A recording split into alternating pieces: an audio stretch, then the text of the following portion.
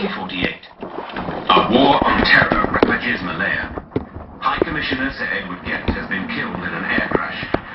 No replacement has yet been made. The security forces are in disarray.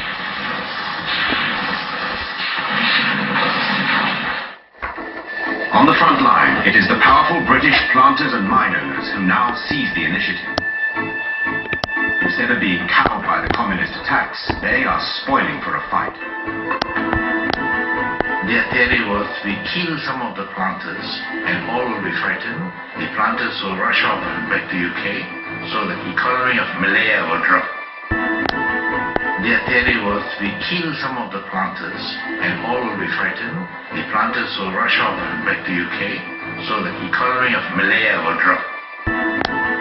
Their theory was, we kill some of the planters and all will be frightened. The planters will rush off back to UK, so the economy of Malaya will drop. But it was just the reverse. When they started attacking, mostly the British planters and the locals got together and rearmed themselves. But it was just the reverse. When they started attacking, mostly the British planters and the locals got together and rearmed themselves. As the communist insurgency worsens, the planters demand reinforcements. The government in London turns to troops that have recently been withdrawn from Palestine.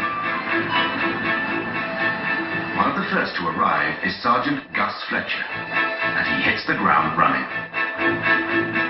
They wanted 500 ex-Palestine police quickly to go. So I wrote to the colonial office, and in very short time, I was whipped up to London, given a very quick interview, and off I go with the first plane load to Malaya. We were on the plane for 2.5 days.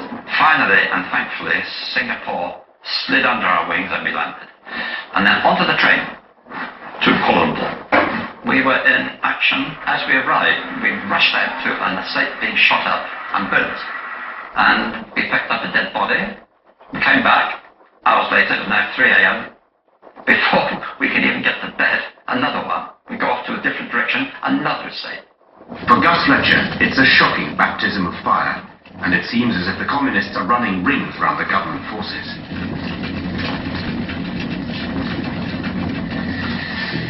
But as reinforcements arrive, the planters begin recruiting a special constabulary to protect their mines and plantations, and it's an immediate success. At least 30,000 volunteers, mainly Malays, sign up. It's down to new arrivals like Gus Fletcher to ready the specials for the fight. I trained the special constables to use their guns. And we only had one shotgun for every 2 men. And the ammunition, it was pre-war, 1938, 1936 even. And of course when you fired, you get a click, you're done. Whatever the state of their ammunition, the special constables must hold the fort at plantations and mines so that the Malayan police units and army regiments can take the fight back to the communists. But even before they confront Peng's fighters, they must face the Malayan jungle, the communists' closest ally.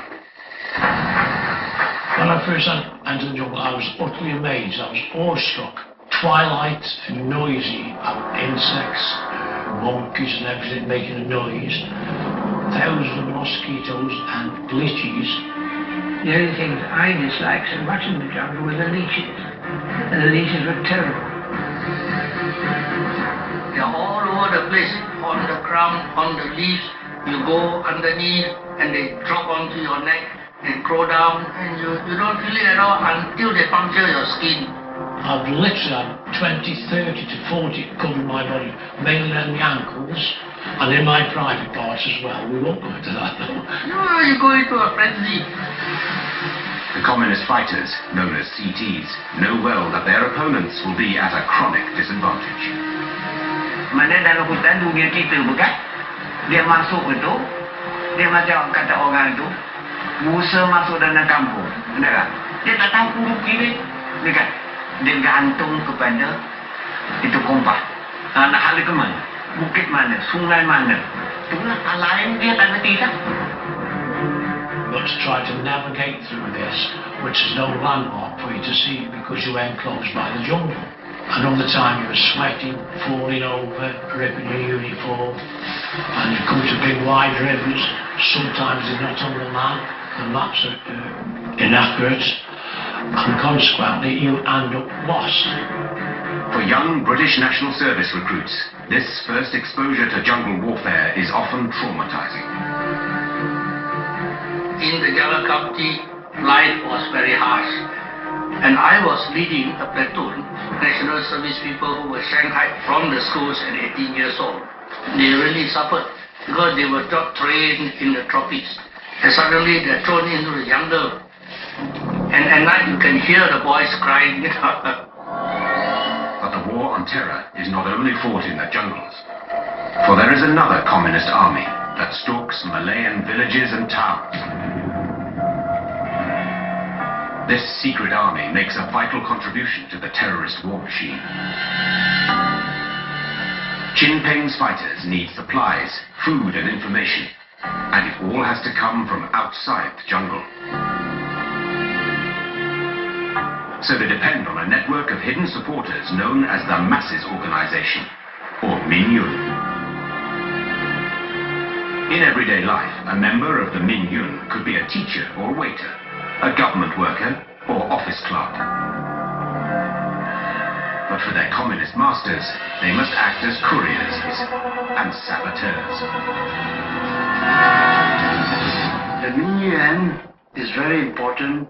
They are the silent group who, with the eyes, ears of the communists, they give information of any of the government rules, police raids and so on. They were the very powerful army, people's army. They have another task too. Every month, Peng must pay every one of his soldiers. So the Minyun supporters must extort as much cash as they can from villagers and estate workers. If anyone is unwilling or unable to pay these subscriptions, the communists call in the hard men from the jungle.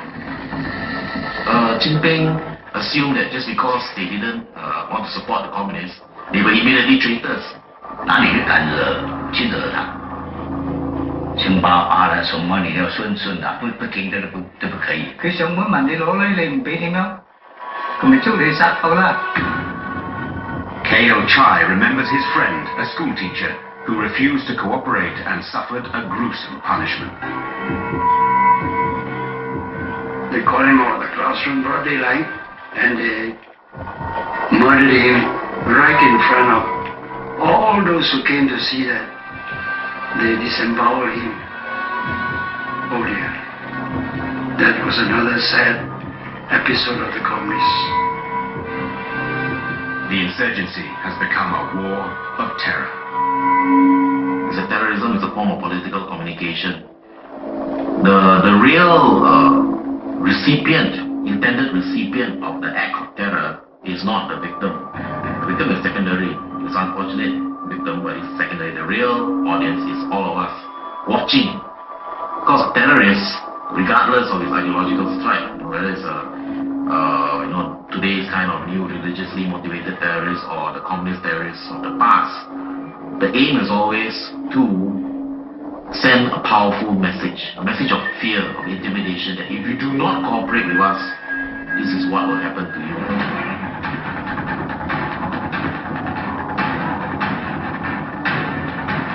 As this campaign of terror escalates, the British look for a way to tackle the Minyun. But there's a big problem. They are secretive, faceless. So a new plan is hatched to create a national register of Malayans. Now, every man, woman and child over 12 must possess an identity card with a photograph and thumbprint. Anyone without an identity card, an IC, is instantly suspect. National registration policy was actually very good psychological warfare because it really made the communists worried. They wanted to remain incognito. They didn't want to be identified. But if you didn't go out and get identified, and people immediately start suspecting you, so it was a really smart move. Teams of civil servants and photographers spread out across Malaya, armed with cameras and fingerprint pads. It soon proves to be a hazardous job. It was quite a dangerous job because all photographers who take pictures of these civilians and so on, many were taken away by the communists in the dead of the night. They were tortured and then left dead. For the communists, registration poses a threat to their secretive war, so they fight back. Their aim, to sabotage the registration campaign. 他出登记卡呢，他的妨碍很大。没有登记卡，我们自由啊，他不懂得哪一个马共，他出来登记卡呢，没有的他就可以抓的。将来上马共呢，他就事情没收，到处向全境把他登记卡没收掉。A favorite communist tactic is to target the buses. They used to stop the buses, collect all the ICs and burn them. And then they see those who are suspected government helpers, they'll get them out of the bus and take them into the jungle and murder them. In September 1948, as the violence escalates, the British government finally appoint a new High Commissioner, another veteran of Palestine, Sir Henry Gurney. As he takes up his post at King's House in Kuala Lumpur, Gurney faces a seemingly unwinnable war against a ruthless, determined foe. The Malayan people are demoralized and afraid. It's high time for a radical new approach to crush Chin Peng's campaign of terror.